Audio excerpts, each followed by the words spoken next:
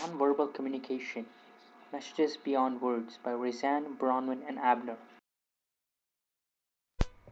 Nonverbal communication is very important, and sometimes more important than verbal communication.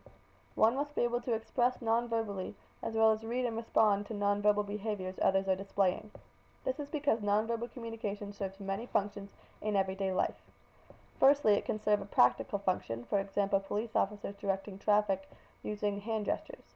Secondly, and more commonly, it can be used to express rational messages, like when trying to meet new people at a party. You might behave in a way that makes you seem approachable, like smile and stand in a relaxed pose. Lastly, it can be used to convey emotions, which is often done unknowingly. There are many different ways one can non-verbally communicate. One way is through kinesics, including body orientation, posture, gestures, and facial and eye expressions. You can also non-verbally communicate using individual factors. First, let's explore the types of kinesic behaviors. The first type of kinesics behavior is body orientation. Body orientation is described as how our feet and head are positioned either towards or away from another person, and can be very telling of how one person feels towards another. For example, if someone is facing towards you, this signals that they are interested in communicating with you. However, if they are facing away, this generally signals that they are uninterested in communicating. The next type of kinesic behavior is posture. Posture is the way one carries their body frame, and is one way to show your feelings non-verbally, sometimes even unknowingly.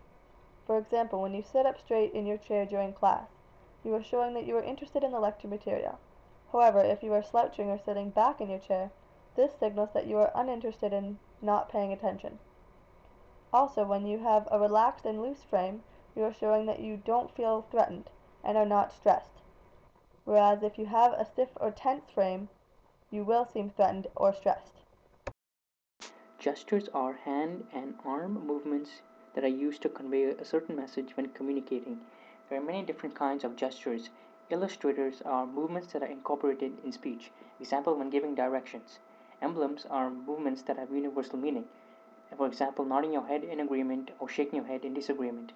Adapters and manipulators are unconscious movements done while nervous or feeling discomfort, for example, twitching your hand during a class presentation. Regulators are movements that direct the flow of a verbal conversation, for example, raising your eyebrows to show interest.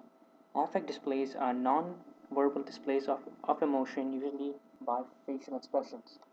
Facial expressions are the most common way we convey our emotions non-verbally, but it is often difficult to understand due to the many different combinations of emotions we feel and the many different ways one can convey these feelings using facial expressions.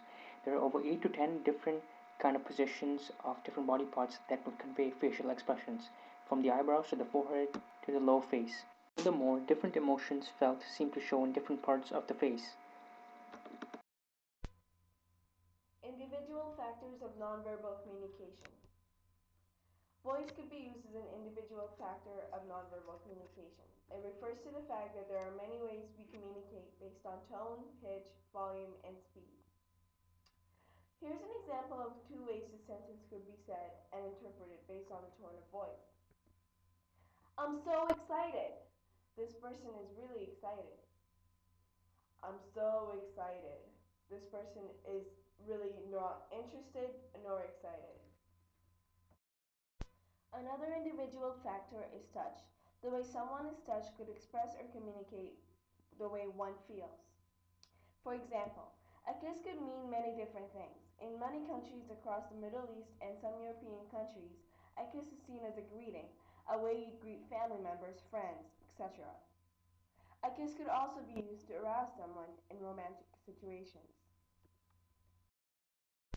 Physical attractiveness. Someone who is very physically attractive is seen as sociable, friendly, likable, and popular, so to speak. Clothes also serve as an expression of one's personality and sometimes send out a message. For example, Ducky and Blaine from Pretty in Pink.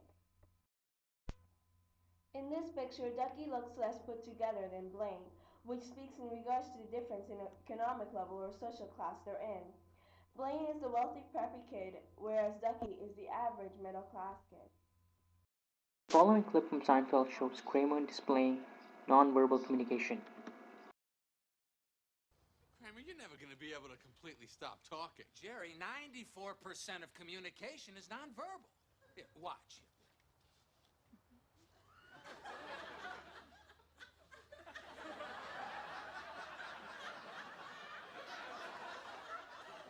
Well, what does this mean? Well, it's Frank and Estelle's reaction to hearing about George's man love for a she jerry. Shut up!